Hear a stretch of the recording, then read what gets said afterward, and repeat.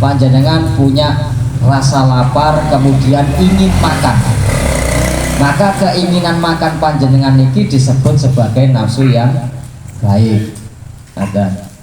Kemudian lagi kita punya syahwat, syahwat itu bagian dari nafsu. Jadi kita punya nafsu kepada seorang perempuan, kemudian kita utarakan kepada istri kita, maka itu menjadi nafsu yang baik, bukan nafsu yang buruk. Nah, kalau ke istri tetangga itu yang buruk. Nah, ya itu yang buruk. Kemudian kembali ke pelit, yang namanya pelit itu juga merupakan bagian dari nafsu, tapi nafsunya nafsu yang buruk. Sebagaimana dawuhnya Allah, wa uhdiratil anfusus syuh. Jadi manusia itu sebenarnya itu kalau ayatnya membicarakan tentang seorang wanita, tapi pada dasarnya semua manusia pasti punya sifat itu tadi. Allah itu memberikan sifat pelit di dalam diri manusia. Lah terus tinggal kita saja, kita oleh Allah diberikan akal, diberikan hati. Kita ini mau menuruti yang mana? Mau menuruti pelitnya atau dermawannya? Itu pilihan yang diberikan oleh Allah untuk kita. Maka kalau kita menuruti rasa pelit kita, kita punya kelebihan harta, kemudian kita tidak mau berbagi dengan orang lain, itu pelit namanya. Lah, sifat pelit inilah yang bisa menjadikan manusia rusak. Kenapa? Karena dengan adanya pelit, niku nanti kehidupan manusia tidak menjadi seimbang. Sang sugih tambah sugih, sang larat tambah larat.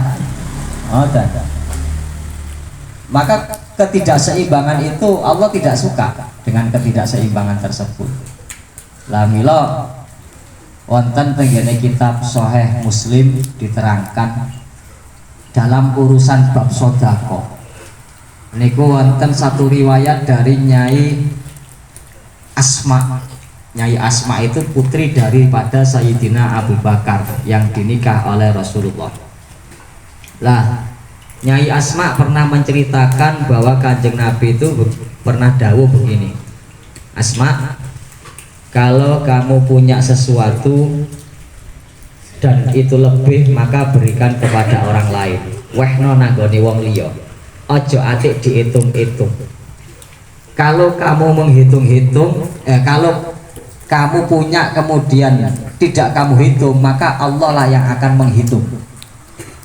Kemudian apapun yang ada di tempatmu jangan pernah kamu simpan, maka Allah akan menyimpankan untukmu. Niku kata Kanjeng Nabi dalam hadisnya Sahih Muslim. Yang artinya di situ enten satu pemahaman bagi kita semua. Kita niki nek duwe kelebihan bondo, iso-iso aja sampai dadi wong medhit. Masalahnya sekarang begini, yang namanya kelebihan itu gimana? Lah kira-kira menurut panjenengan semua ini yang namanya harta lebih itu di mana letaknya? Standarnya di mana? SNI-nya di mana? Standar nasional Indonesianya kelebihan itu di mana itu? Punya mobil. Di perasaan itu. Kalau standar kelebihan dari syariat itu begini, standar kelebihan itu kita mengacu pada takaran orang yang wajib berzakat. Orang yang punya makanan di hari itu cukup untuk hari itu, kemudian dia punya lebih, jadi satu hari itu ya, satu hari itu dia itu ada persiapan untuk makan kebutuhan pokok. Terus kemudian kok ada sisanya, maka sisa itu yang namanya kelebihan. Jelas kan? Itu namanya kelebihan harta kita.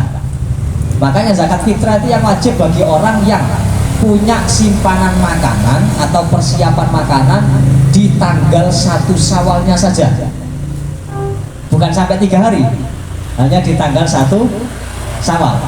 Kalau dia punya simpanan makanan di tanggal 1 Syawal itu tadi, terus kemudian ada lebihan harta, dan lebihan harta itu cukup untuk membayar zakat, maka dia sudah masuk wajib zakat. Jenengan tahu konsepnya zakat itu apa? Konsepnya zakat itu kita berbagi dengan orang lain. Makanya zakat itu disebut sebagai sedekah yang hukumnya wajib. Iya kan? Nah di situ kita diajarkan untuk fungsi daripada zakat itu Allah memaksakan kita untuk menghilangkan sifat pelit. Kembali lagi di kelebihan ini, kira-kira jenengan kalau punya simpanan nih, uang 500.000, kemudian ada saudara panjenengan yang sangat membutuhkan dan terus kemudian minta pertolongan tenggene jenengan, diwai apa ora? Jenengan duit 500.000 iki. Beras ya ono nang omah. Kok cara lawuh sesuk ya si ono sing dimasak. Duwe simpanan duit 500.000. Ono dulur njaluk utawa tanggane njaluk tulung. Kira-kira jenengan wehna napa mboten? Oh, ada bahaya. Tetanan apa ora niku?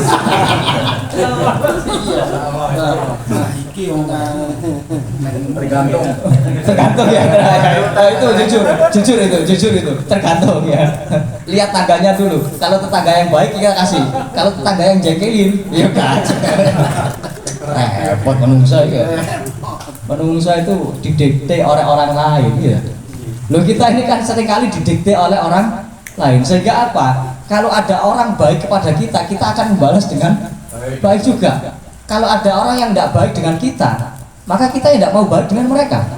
Itu artinya kita terdikte oleh orang lain. Berarti kebaikan kita menunggu kebaikan orang lain. Padahal Allah memerintahkan kita baik itu tanpa menunggu orang lain. Oh, repot. Ini kok jarene ikhlas.